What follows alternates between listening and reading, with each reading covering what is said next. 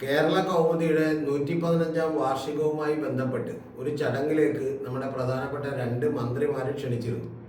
അതിലൊന്ന് ആഭ്യന്തര വകുപ്പ് മന്ത്രിയാണ്, അദ്ദേഹം രമേശ് ചെന്നിത്തലയാണ്. കൂടാതെ രണ്ടാമത്തെ മന്ത്രി എന്ന് പറയുന്നത് എം ലിജു ആണ്, അദ്ദേഹം എക്സൈസ് വകുപ്പ് മന്ത്രിയാണ്. ആദ്യമായി ജയിച്ച് MLA ആയിട്ടുള്ള ഒരാളാണ്. അപ്പോൾ ഈ 2 പേരും തന്നെ വരാമെന്ന് സമ്മതിച്ചിരുന്നു. വരാമെന്ന് സംബന്ധിച്ചപ്പോൾ ഒരു കാര്യം പറഞ്ഞിരുന്നു. കാരണം KPCCയുടെ വിശാല എക്സിക്യൂട്ടീവ് നടക്കുകയാണ്. ഒരു എക്സിക്യൂട്ടീവ് അല്ല, വിശാലമായിട്ടുള്ള എക്സിക്യൂട്ടീവ് നടക്കുകയാണ്. അപ്പോൾ അതുകൊണ്ട് അത് കഴിഞ്ഞിട്ട് കുറച്ച് വൈകിയാണെങ്കിലും ഞങ്ങൾ എത്തിക്കോളാം എന്ന് പറഞ്ഞിരുന്നു. അതിനുശേഷം നമുക്കറിയാവുന്നൊരു കാര്യം എന്ന് പറയുന്നത് അവർ 2 പേരും തന്നെ അവരുടെ ഓഫീസ് സ്റ്റാഫ് അടക്കം അവർക്കും അടക്കം വന്ദേ ഭാരത് ട്രെയിനിൽ ടിക്കറ്റ് ബുക്ക് ചെയ്തിരുന്നു ആലപ്പുഴയിലേക്ക് എത്താൻ വേണ്ടിയിട്ട്.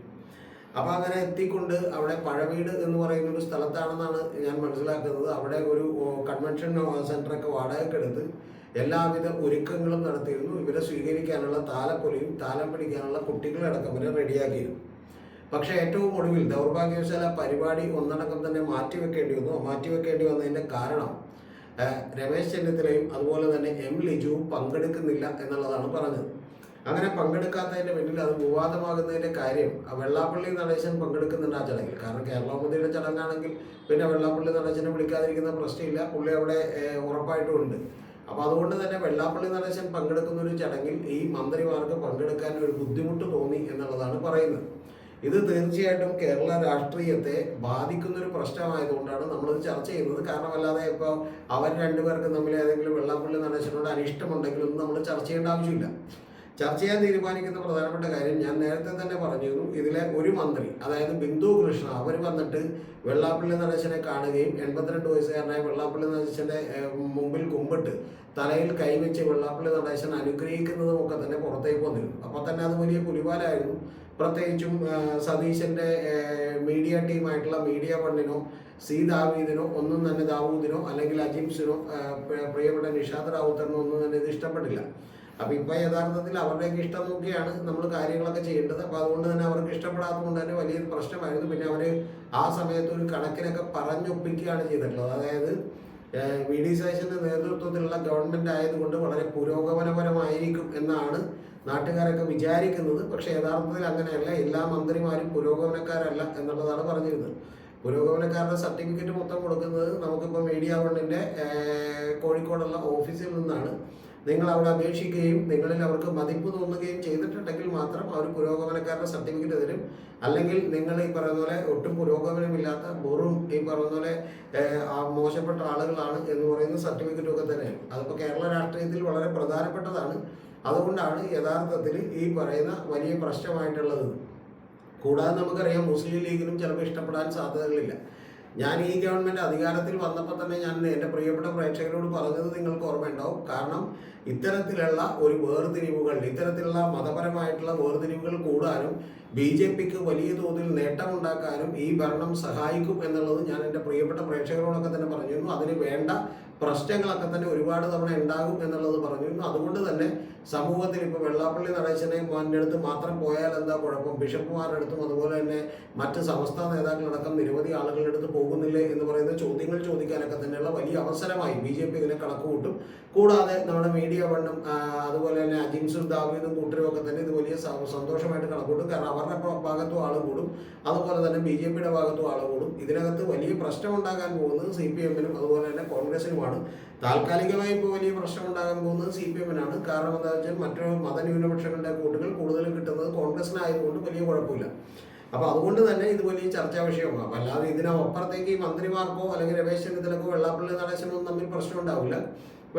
എനിക്ക് 100% ഉറപ്പാണ്. രമേശ് ചെന്നിത്തല ഇത് കഴിയുമ്പോൾ തന്നെ ഉടനെ തന്നെ ഈ വിശാല നിർവാഹക സമിതി, വിശാലമല്ലെങ്കിലും വിശാലമായിട്ടാണെങ്കിലും ഇനി അല്ലെങ്കിൽ ചുരുങ്ങിയ തോതിലാണെങ്കിലും ഒക്കെയുള്ള നിർവാഹക സമിതി കഴിയുമ്പോൾ ഉടനെ തന്നെ വിശാല എക്സിക്യൂട്ടീവ് കഴിയുമ്പോൾ ഉടനെ തന്നെ രമേശ് ചെന്നിത്തല വിളിച്ചിട്ട് വെള്ളാപ്പള്ളി നടേശനോട് പറഞ്ഞിട്ടുണ്ടാവും, പ്ലീസ് ക്ഷമിക്കണം, എനിക്ക് വരാൻ പറ്റാത്തതുകൊണ്ടാണ്, അല്ലാതെ ഈ വാർത്തയൊക്കെ കൊടുക്കുന്നവർ ഒരു മൂലക്കേടാണ്, നിങ്ങളുള്ളതുകൊണ്ടല്ല, എനിക്ക് ചില അസൗകര്യങ്ങൾ ഉണ്ടായതുകൊണ്ടാണ്, എനിക്ക് വയറിനുള്ള സുഖമില്ലാത്തതുകൊണ്ടാണെന്നൊക്കെ പറയും.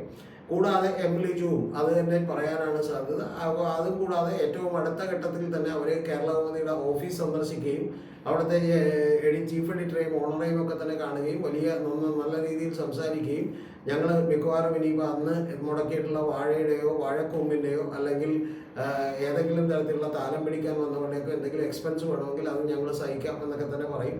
അപ്പോൾ അങ്ങനെ അത് കോംപ്ലിമെൻറ്റ്സ് ആക്കും. പക്ഷേ പ്രധാനപ്പെട്ട ഒരു വിഷയം എന്ന് പറയുന്നത് ഇത് ഈ കേരളീയ സമൂഹത്തിൽ ഉയർത്താൻ പോകുന്ന പ്രശ്നങ്ങൾ ഗുരുതരമാണ് എന്നുള്ളതാണ് എനിക്ക് പറയാനുള്ളത്.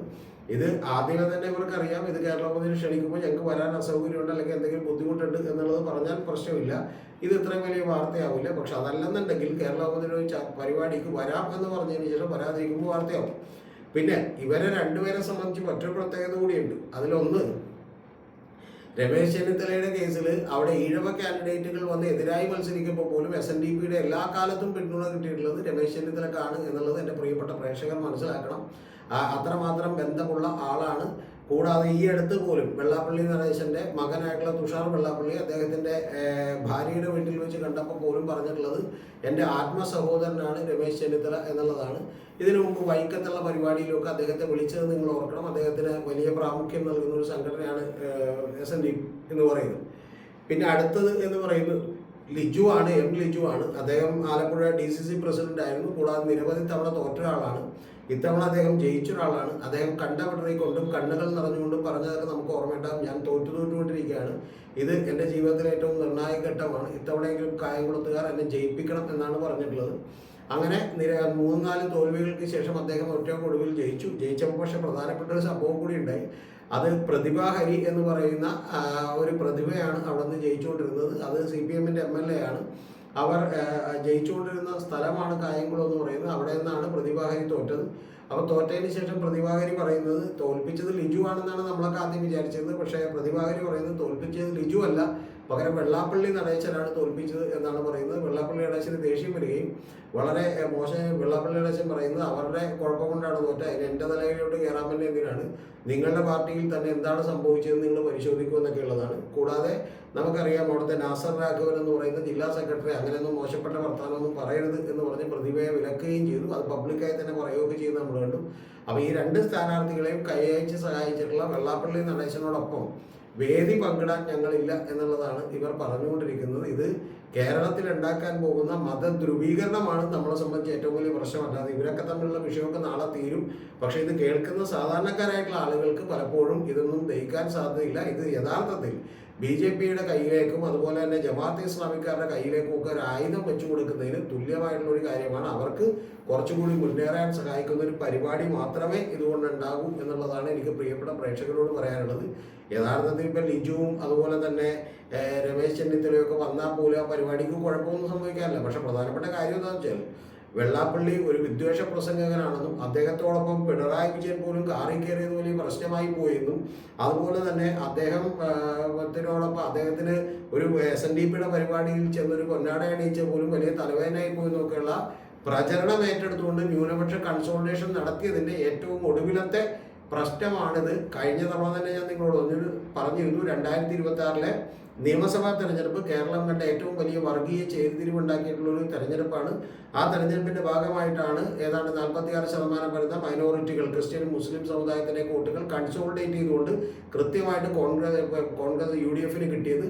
പക്ഷെ അത് അവിടെ കൊണ്ട് തീരും എന്ന് നിങ്ങൾ വിചാരിക്കരുത്. ഈ തന്ത്രം നിങ്ങൾ ഫലിച്ചു, അതുകൊണ്ട് നിങ്ങൾ തെരഞ്ഞെടുപ്പിൽ ജയിച്ചു എന്നുള്ളത് വാസ്തവമാണ്. പക്ഷേ ആ തന്ത്രത്തിന്റെ ലോങ് ടേമിലേക്കുള്ള ഏറ്റവും വലിയ ഉപഭോക്താവ് എന്ന് പറയുന്നത് അല്ലെങ്കിൽ ഏറ്റവും വലിയ നേട്ടമുണ്ടാക്കാൻ പോകുന്നത് BJP ആയിരിക്കും നിങ്ങൾ മറന്നു പോകരുത്.